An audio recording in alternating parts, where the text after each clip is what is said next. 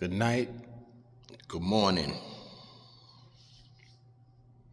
peace, blessings, love. Again, here we are. Welcome to Elevated Dialogue, where we break down different topics, different ideologies, different viewpoints, different vantage points for the benefit of all of us to be able to understand things from different perspectives. And that is why I wanted to start off with the book club. And this is our second episode of Elevated Dialogue, where we're going over again this interesting book called Outwitting the Devil. Last week we dealt with one of the 6 fears that the devil uses to induce drifting. Drifting is where you lose track of your sense of self, making yourself open and susceptible to advances by the devil through your desires. So if you're not in control of your diet, your desires, and your lower nature, somebody be coming to see you soon. And somebody might be coming to possess your soul soon if you're not vigilant. So today is episode 2, where we'll be we dealt with poverty last week. That's one of the greatest tools that the devil uses, one of the greatest fears that the devil uses. Another one is death. Fear of poverty, fear of death. But there are 6 of them. The 6 fears that the devil uses: fear of poverty, fear of criticism, fear of loss of love, fear of old age, fear of death, and I'll get back to you on the last one. But we're going through all of them anyway. But those 5, poverty and death, are at the top of his list of fears to use when coming to see you. There's so many words. But today we're going to deal with criticism. Fear of criticism. This is a tool that the devil uses. Fear of criticism. Why is fear of being criticized a fear that the devil uses in order for him to induce drifting and then eventually, possibly, possessing your soul? Because the devil is always at work trying to get you to not see yourself in the proper light.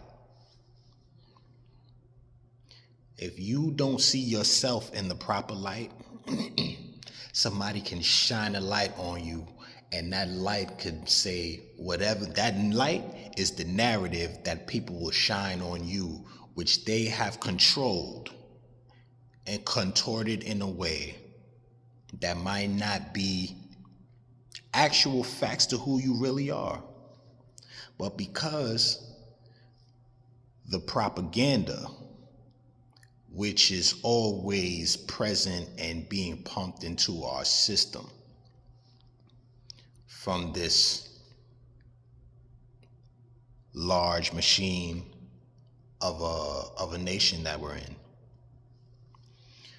These things are ways to get you off balance with who you are, so you're not in touch with who you really are. And if you're not in touch with who you really are, then you can't really be in touch with the God in which you serve, because it starts from inside. It starts from inside out. If you want to say this S is self, it starts with self first from the inside. Once you start cultivating who you are inside, you can start projecting that outward towards the world. And then you see how the world receives you. Now, the world will receive you, but this life is not without trials and tribulation. So, like I spoke about in last episode, where the devil and God was having a conversation, which ends up setting the table for one side to do their bidding and one side to do their bidding. But even though the devil is coming at you from all sides, and Allah, God, Jesus, not Jesus, but whoever you choose to pray to or worship, they are responsible. They are responsible for making sure that you're able to grasp what's going on, because everything is connected. Everything is connected. I mean, excuse me, I just got up not too long ago, but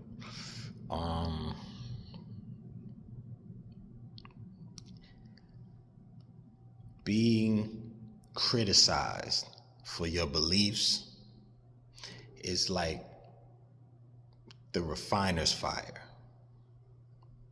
If you have something that you say you believe in, and you're not willing to walk through hell to get it, you ain't that serious about it. In this context of games and tricks and truth and propaganda being played on our minds and hearts. And the basis of you wanting to be able to know who you are internally so that nobody can influence you outside of yourself. You're not going to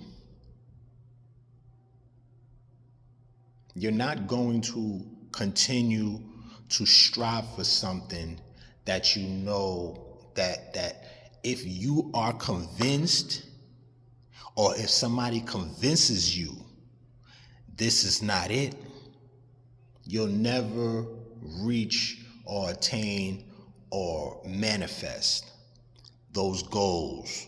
You'll never born what you really desire in your heart, which is of purity.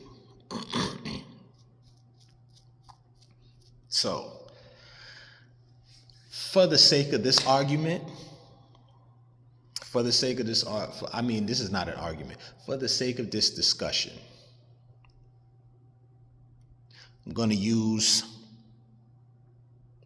I have to use myself as an example.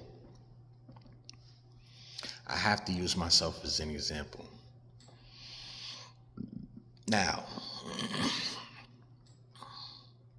with everything that goes on in our day-to-day lives, we get influences from all different sides.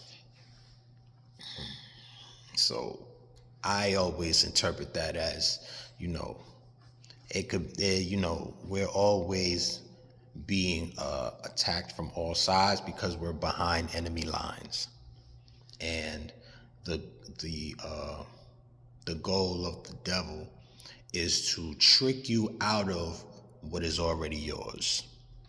You just have to stay the course, and most of the time, the course is a narrow course. Oh, excuse me.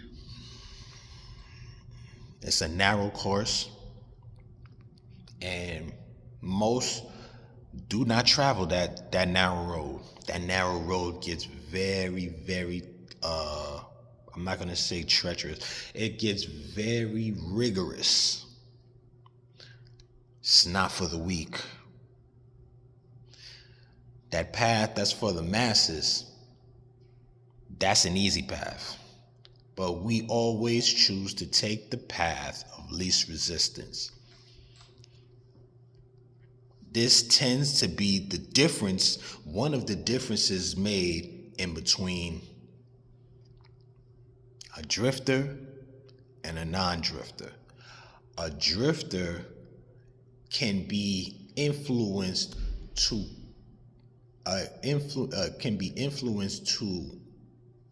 deviate. Deviation.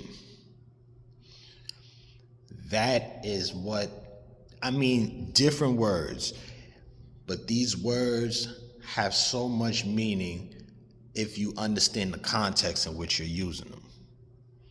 Because all of what the devil is trying to do is get you to deviate from what it is you already naturally have an inclination to do. So, for you to sit there and not stay focused on what it is you set out your goal and plan to do, even if it doesn't get executed the way you might have liked it to, even though you might not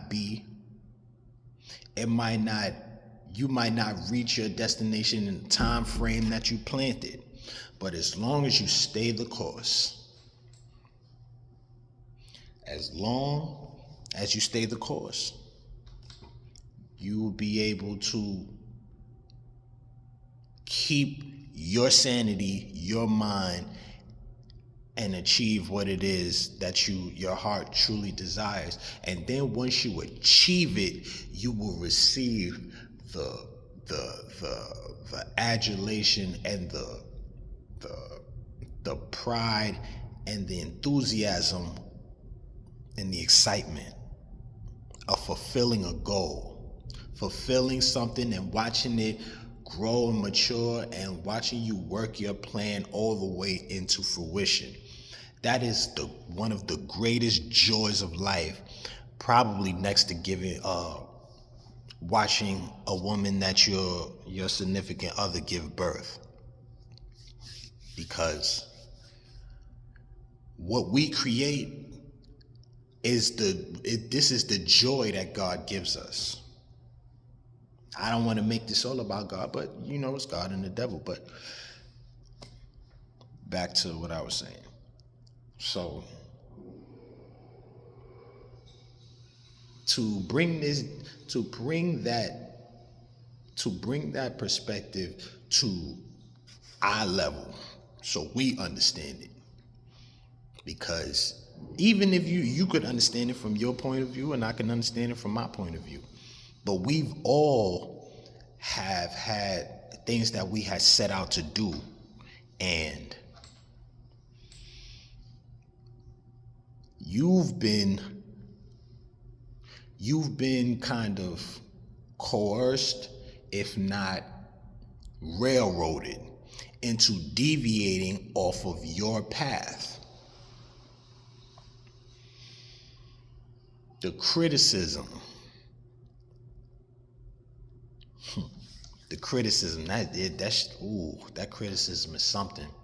Especially when you know you're trying to do something of good, and especially if you're trying to do something good for your people. You will be criticized for it. You'll be criticized for the methods that you take that might be in opposition to what people might deem comfortable with. But this is not about comfortability. If we're trying to get to a new plateau and we're trying to get to new frontiers and expand your horizon, you got to go through some uncomfortable times. All people of success, they talk about this time of uncomfortableness. Uncomfortable. Where are you most uncomfortable in? A place that is unbeknownst to you. Unknown territory. X. X marks the spot. X also marks what is unknown.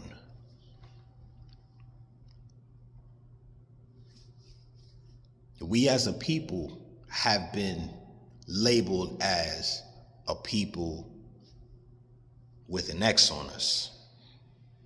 When you don't have a true identity of who you are because you've been fed a false narrative about your lineage and your heritage, then you end up believing something that is already flawed. And now it has built up a flaw in your character of uncertainty. You're not certain about anything that you want to do in life. And this is what the devil likes to keep that confusion going. Are you confused about who you are, or do you know who you are? And are you walking in that? It takes some time. It takes a lot of time sometime. You know what I'm saying? Case in point. Let me use myself as an example.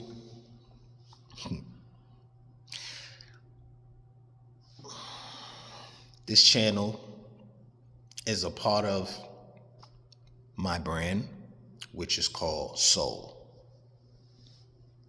Soul, which stands for, Soul is an acronym that stands for sacrifice, overstanding, universal legacy. Overstanding is an overall understanding of the world and what's going on around you. It's a compound word that summarizes the accumulation of knowledge, facts, and information you might have acquired, and now you're formulating your own conclusions and opinions about the world around you and how it has affected you. Your overall understanding. I'm just, giving people understanding of what overstanding is. Overall understanding, meaning that whatever your background, ideology, your school of thought, or whatever it is that you come from, there will always be some type of common ground where you'll be able to exchange knowledge and information with somebody who might not be of the same ilk as you. And it might just be something like a language barrier that'll keep you from having a further and deeper understanding of somebody who you're interacting with. But let me not get caught up in that. So overall understanding. Overstanding is the accumulation of knowledge, wisdom, and understanding that you've gotten through life, and you're applying it to your life. So it works like this. Soul in order for you to be able to achieve what it is that you want to achieve in life, you'll have to sacrifice. Starts first with sacrifice. Your sacrifice, you use your overstanding. Your overstanding is your overall understanding of the world around you and how you will attempt to apply this knowledge and knowledge, wisdom, and understanding to benefit yourself in a righteous way. And I would hope this would all be in good intentions and righteous manner. But you will have a universal approach to solidify a legacy for yourself and your family. So you must sacrifice, you must use your overstanding, you must have a universal approach to solidify a legacy for yourself and your family. Now, this is something that we all can identify with because we all have something that we wish to do with our life, and we want to do it in the good name of our families and, providing and being the pillars of the community in which we are. As black men, because I'm a black man, so I can only speak for black men,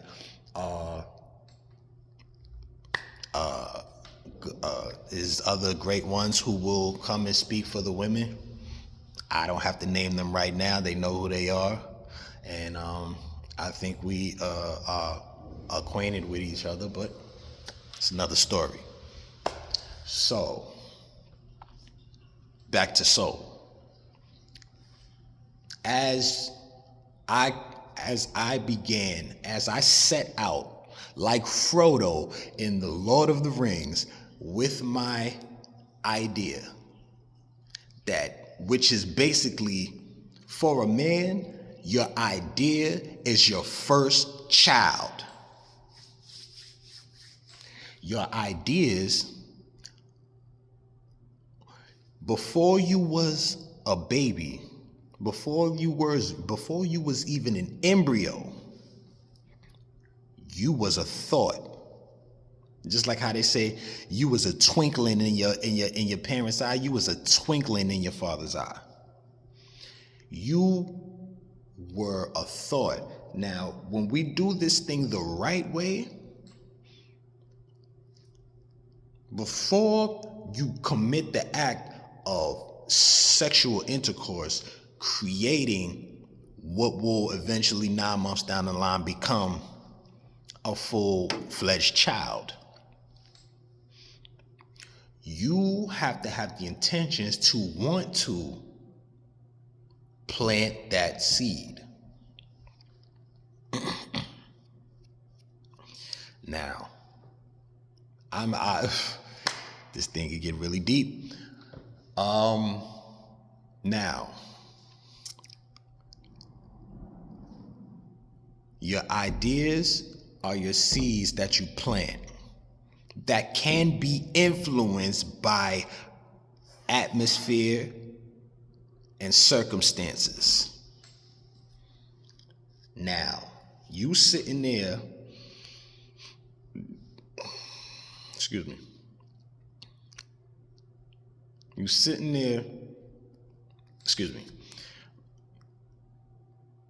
as I'm going through the rigors of carrying my baby, which is my idea, into the final trimester stages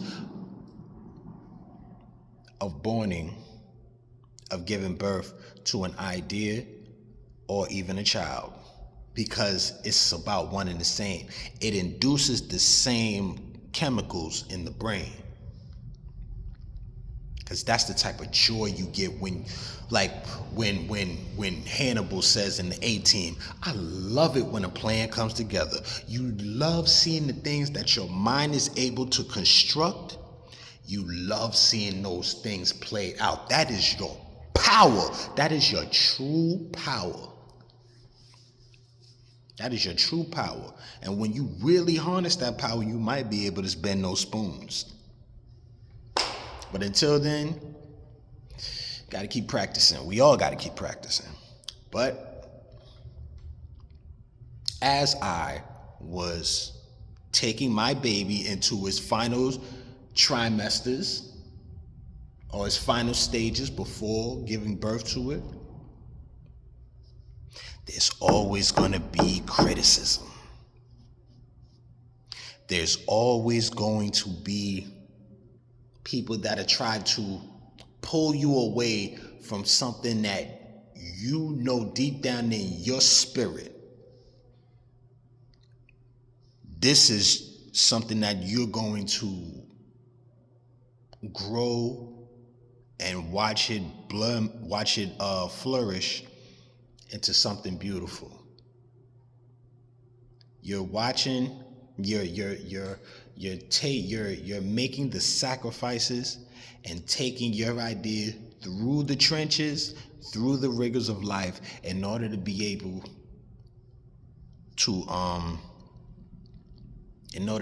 to bring that idea into this physical plane of manifestation. So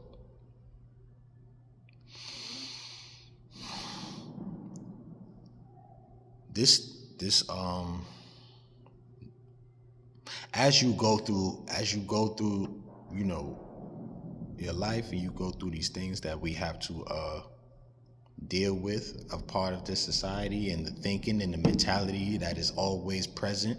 And of that, the devil is omnipresent, to and fro, looking for who he could induce into drifting and who he could scare into not pursuing their ideas, not pursuing those good intentions and ideas that you have in your heart.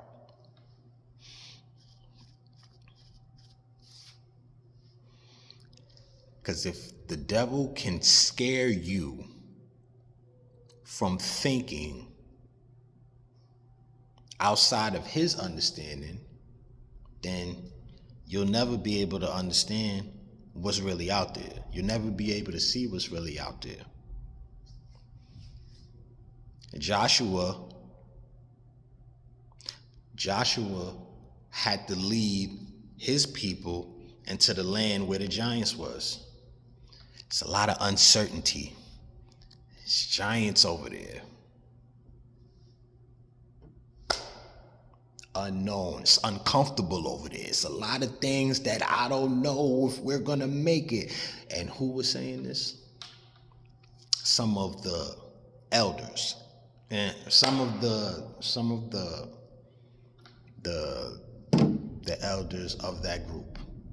Now, I'm not saying this to bring it up to date and try to criticize our elders that we have amongst us today. I'm trying to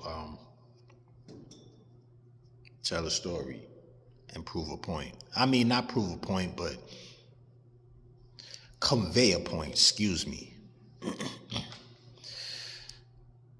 I been criticized a lot, constructively, and maybe not so much constructively,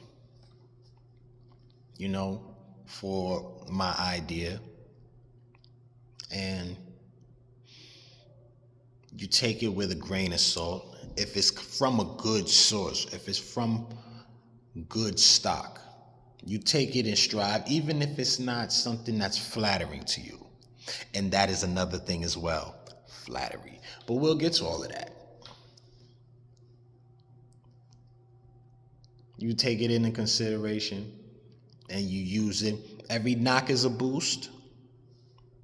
These are things that, successful people know, and it's always going to be more failures than that success that you finally achieve. You're going to either fail more or just as much times as you were successful. This is what the devil says in the book. This is why most people don't pursue the desires of their heart if it's not in a lower nature. You can't pursue those higher desires that you really want to manifest because you don't have the discipline. You're not willing to sacrifice. You're not willing to stand up to the criticism of the world, which might be the devil working through somebody that you know in order to get you to put that idea down and just come over here and we're going to take care of you. We're going to make this thing fun. And, don't worry about all of that. Don't worry about all that. This is what the devil does. He uses lies, tricks, and things like that. Just like how people, let's say you have a brand or something like that. People that are that really rock with your brand. They might pay you a lot of lip service, but those brands that end up becoming what they're supposed to become, you got to push past all of that stuff. I didn't have any part. When I came up with this concept, the idea, I didn't have anybody to bounce those ideas off of. So what did I do? I took it to some brothers that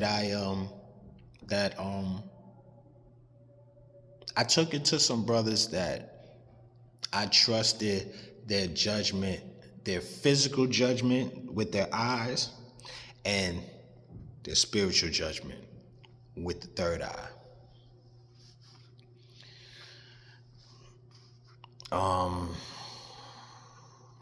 But I don't need to get all the way into the story. The point that I was trying to convey is that as you're going through the rigors of trying to born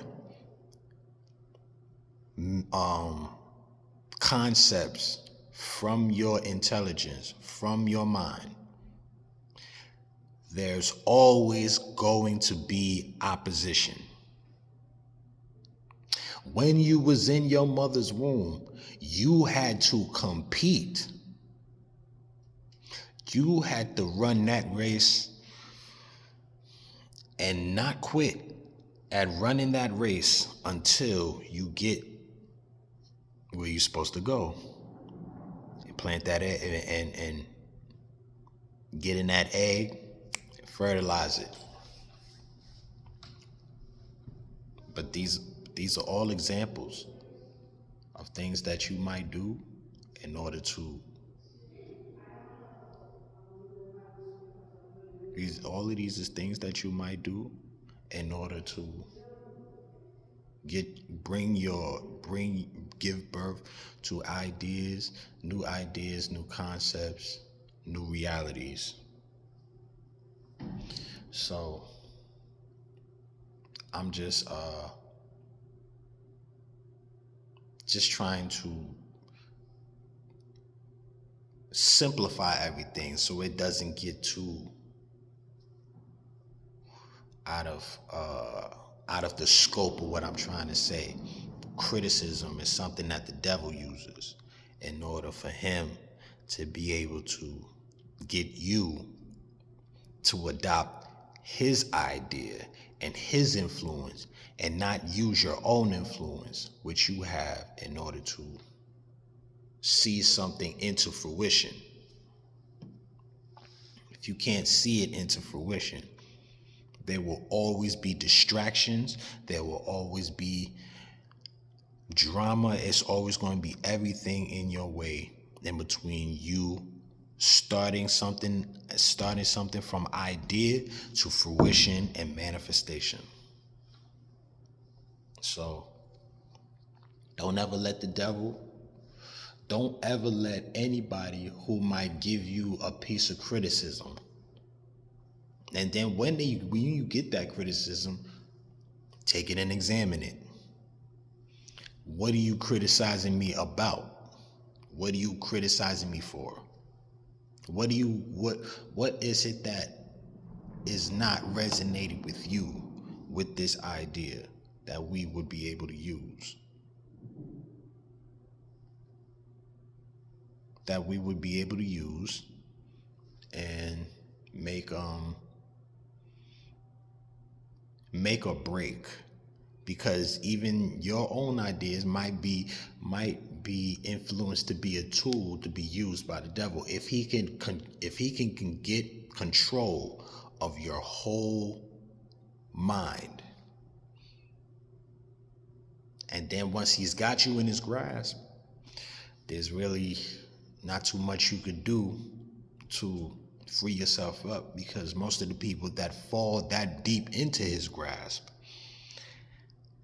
they don't have the willpower to pull themselves out of the furnace. This furnace of affliction, which is very well necessary, even for you and the ideas and concepts that you wish to bring into reality. It's necessary. That's why in the book it talks about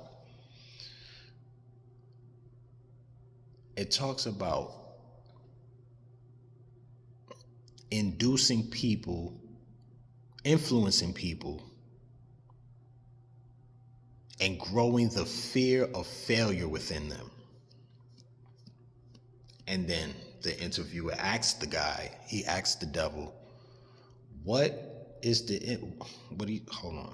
he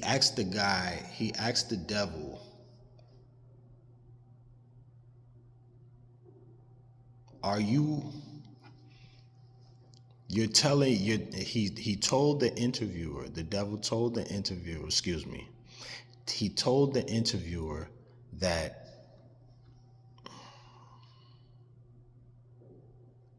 I'm sorry, I'm just trying to find the best way to put this instead of because I don't have it verbatim, and I don't have my notes today. I'm sorry, there's a lot going on this weekend.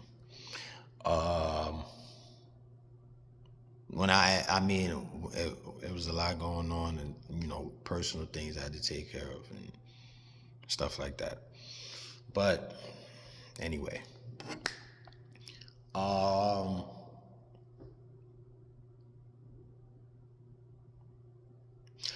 he asked the devil, how is failure a tool for you? How is failure a virtuous thing? That's what he said, He said, how are you influencing and inducing people to fail? How is that virtuous? For those of us who know and those who don't know, you're going, like I was just saying a couple of minutes ago, this life here is about trial and error. Meaning, you're not going to succeed at everything that you try your hand at. And even the things that you might succeed in, it might take you a while before you even succeed in them. So in that time, while you're waiting for your imminent success to bear itself to you, you have to hold fast. You have to hold fast. You have to develop thick skin. You have to be able to walk through venom, anger,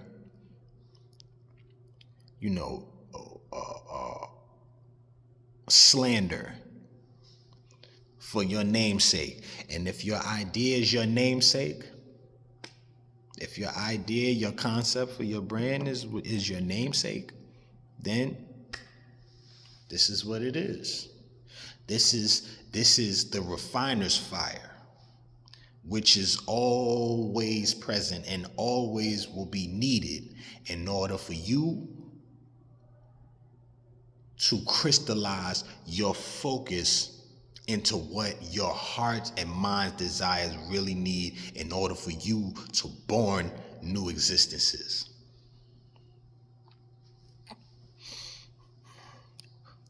It is a virtuous thing, but it can be looked at as non-virtuous because most of the people, as the devil says in the book, most of the people, when they're induced to fail after the first couple of times, maybe 2-3 times, that person's not going to want to pursue that whatever that is anymore because he already seen that it didn't work.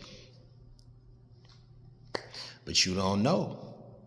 That might have been it all the whole time. But see, there's always an opposing energy while in the vicinity while you're trying to crystallize and solidify what it is that you are trying to bring into reality. There's always going to be resistance with that. And with that resistance, you're supposed to be thankful for that resistance. That resistance is going to build your character. That resistance is going to build your character. And from that, you'll be able to understand what this thing is really about. And then you can do it more effortlessly. And once you do it the first time, you know what I'm saying? And you get it down packed. You already know the road in which you're traveling and travailing. You'll be able to understand. You'll be able to get it and say, yo, look, I know this is not going to be, it's not going to take as long as I expected it to, but I am not getting off of this. I know this is right. And if you know something that is right, you must ride that thing to the wheels fall off. You know, just if you ever been in a legal trouble in a courthouse or a legal situation, they tell you, if you know you're innocent, you take that thing to the door. We taking that thing to court. We riding this thing all the way out. You know why? Because I believe in my innocence. I believe in the things and the ideas and the concepts that come out of my mind. I know this is right. It just might not be said in a way which is familiar with people, but then that takes time for people to get familiar with something that's unknown. And we have this thing, we have a fear of the unknown. See how everything just always comes full circle? The fear induces doubt. The doubt causes deviation from what it is that you really wanted to do. I've heard this on so many levels, and I'm sure there's people that, you know, have said I've deviated from certain things, but you know, it's all a part of your makeup and how even if you might have deviated, you can redeem yourself. You can always redeem yourself.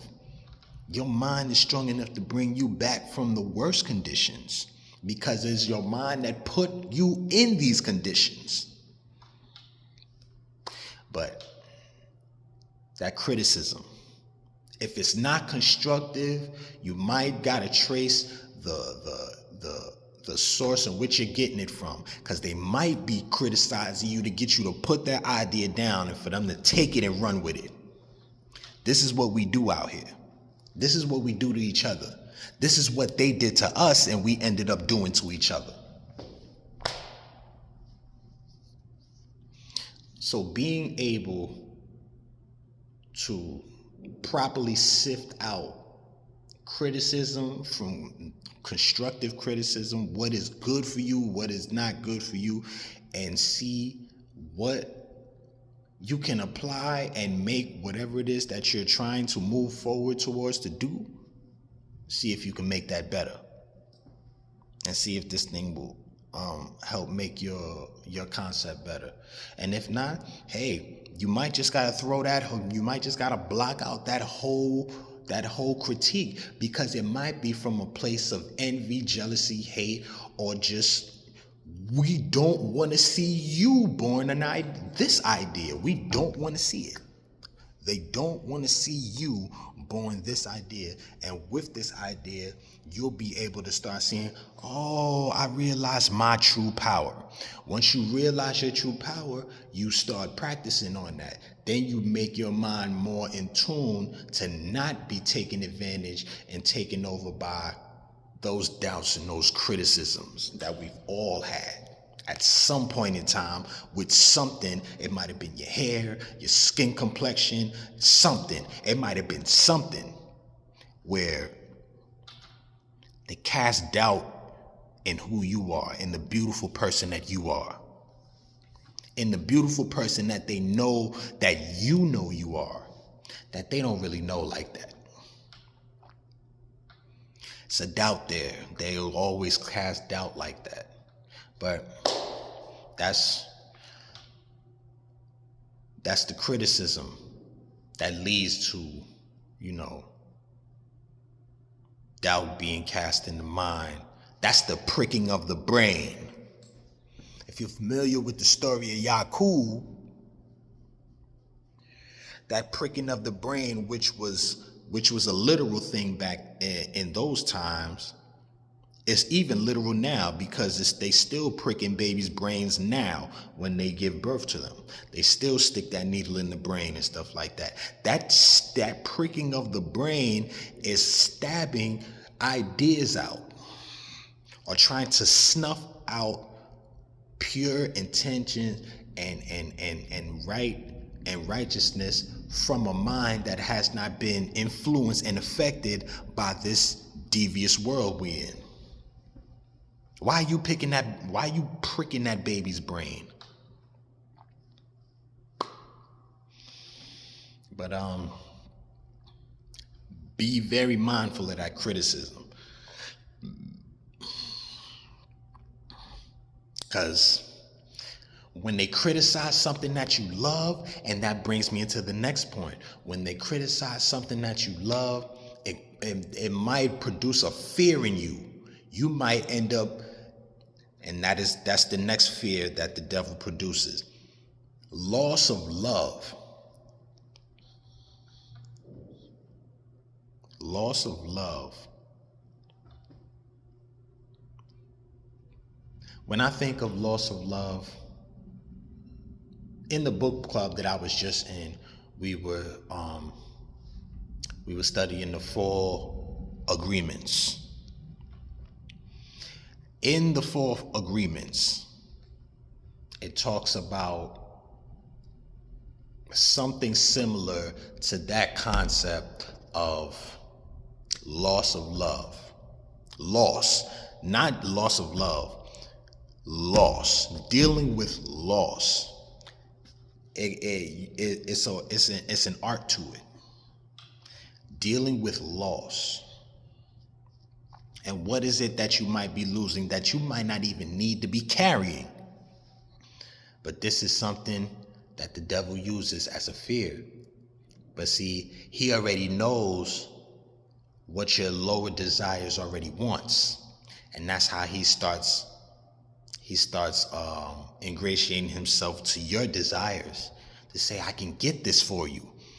And even if you do acquire it, I can help you keep this and get more of it. And then you grow a love, and you grow an inordinate amount of love for this thing, for whatever it is, that will produce a fear in you that is spoken about in the book for the 4 agreements. That fear of losing is a fear which is derived from attachment. Now, whether you want to believe it or not, the only thing you should really be attached to is the Spirit of God in which you choose to convey that and express that, and your own mind. Your mind is who you owe your loyalty to.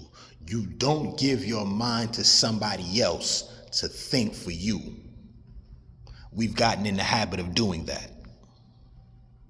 So You don't give somebody else, again, the power to think for you, because then they'll have the power to entrap you.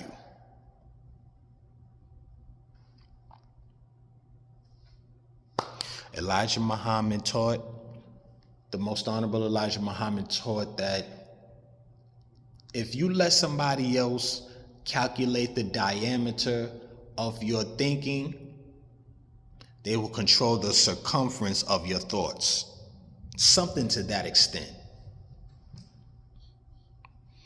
All of these things are relative to this conversation because these are all ways that we can be influenced to the right path, or to the path that,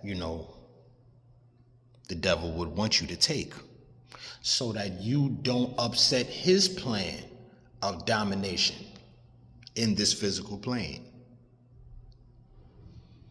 That loss of love. What you love, you become attached to.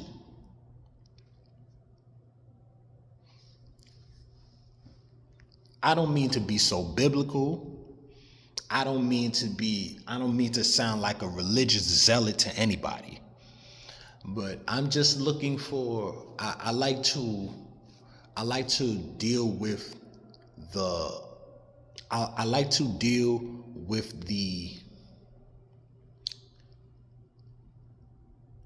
popular narratives that we all might know from, different schools of thought and things like that, because these things are all relative, and I'm doing my best to try to show you how these things are relative.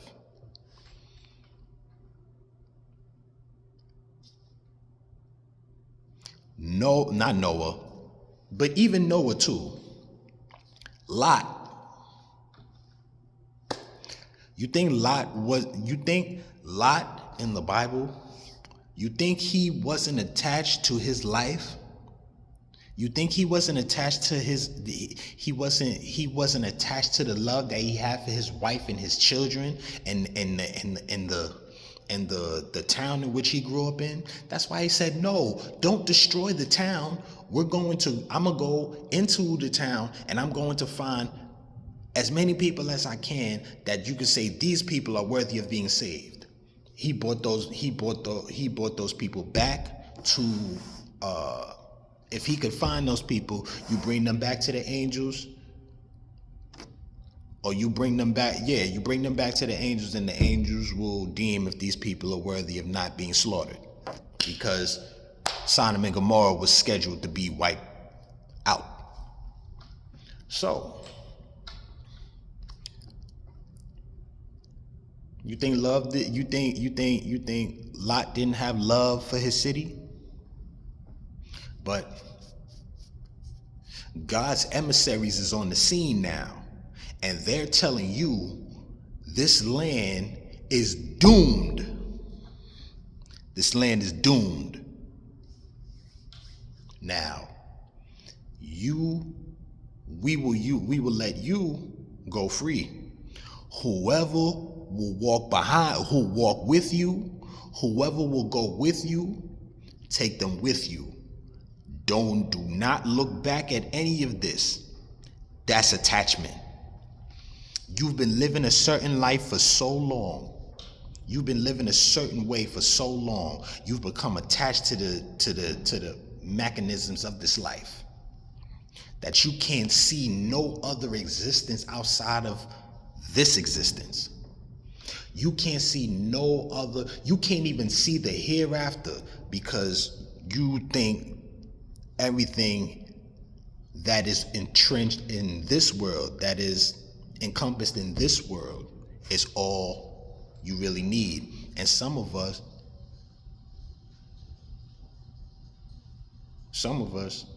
we end up making that, we limit ourselves. So I don't want to belabor this too long, but that attachment, if you ever read the 4 agreements, where it starts talking about that attachment, Not only in the 4 agreements does it talk about that attachment. If you ever read the book, The 4 Noble Truths, it talks about that attachment, but it's more from a Buddhist understanding. That attachment breeds suffering. That suffering is what the devil uses to induce fear in you. Full circle again. From one thought, from one school of thought to scripture, back to reality. You see how this thing goes? All of it is influenced. All of it is influenced by the thoughts and the energies that are being kinetically transferred through these vessels, which the devil wishes to inhabit, so we can all do his bidding. But it's not what we really trying to do. We trying to lock in to whatever it is we want to bring out of our minds of good, and stay positive as you can. But there will be a need for some necessary negativity. But that's when you dealing with things on a balanced and even keel. It's not just always going to be peaches and cream all the time, because you'll never appreciate the rain. You'll never appreciate the rain. You'll never appreciate them dark times that probably made you what you needed to be in order for you to really, in order for you to walk the rest of that path, which might be ordained for you, that you don't even really see for yourself, because some of our lives are already preordained already. It's things that was born within us that, you know, some people know, and it might be unknown to you, that you are destined to do. And being that you already are destined, you are destined and it's ordained for you already, you can't do nothing but walk into it. You might try to walk away from it. It might meet you over there and steer you back to your destiny. That's how this thing goes. But don't let these fears and things that you have be reasons for you not to pursue the higher vibrations and frequencies of life, because there is a higher vibration of life to be lived. We've just been operating on the low vibration of life, and this is why the devil is so comfortable, because he knows all of what you really want of lower desires, because that's what he usually influences, the lower desires, in order for you to do my bidding. So just be mindful and realize that this world is relative and these things are all connected. And we'll be doing the next couple of laws. A couple of fears on the next episode. But you know, we are building this thing. We're slow cooking this thing. And I hope y'all just here for the final dish. You know what I'm saying? So I appreciate anybody who stopped by and listened to all of this. Because as I said before, we know that a lot of our people don't have the attention span. But all of that can be cultivated. Just like you could cultivate God in the people because you're a reflection of God, you can also cultivate devil in the people. But that's the two sides, the two polar opposite sides appealing to you and what you really want. The things that you think you really want, you're really gonna have to sacrifice and really work for those in order to really get them. The things that the devil say he got for you, you could get rid of it. You could forfeit that shit right now and say, yo, look, I'm gonna go over here and I'm gonna get down with the devil because it's the instant gratification. The devil got instant gratification over there for you. God got delayed gratification. That's the best way for me to put it for you. If I could simplify it any way else, I would say it like that. But I won't belabor this anymore. On that note, I appreciate anybody who was able to come through and listen and understand, and if you can see yourself and whatever it is that you have to do, you put your mind to it and you put your feet working and you do your thing, and you make sure that even if you don't get any support, you got to know in your mind and in the deepest, darkest parts of your heart, you have to know that whatever the purpose in which you're doing this for, your best bet is to line your purpose up with the purpose of God, of the Creator. Because that is going to be the only reality in existence at the end of the day. So on that note, I say thank you. And I catch y'all next week. I catch y'all in the next episode. Again, shout out to anybody who is feeling what I'm saying. You know, peace, blessings, love. I appreciate whoever is here listening, and whoever this resonates with. Get up with me, and you can put your 2 cents in as well. This ain't just about me. It's about all of us. I'm just a vessel in which this is being conveyed to you through. And I'm doing my best to convey that with the language that we know, and not trying to get too philosophical about it. I'm trying to keep it as eye level with you as I can.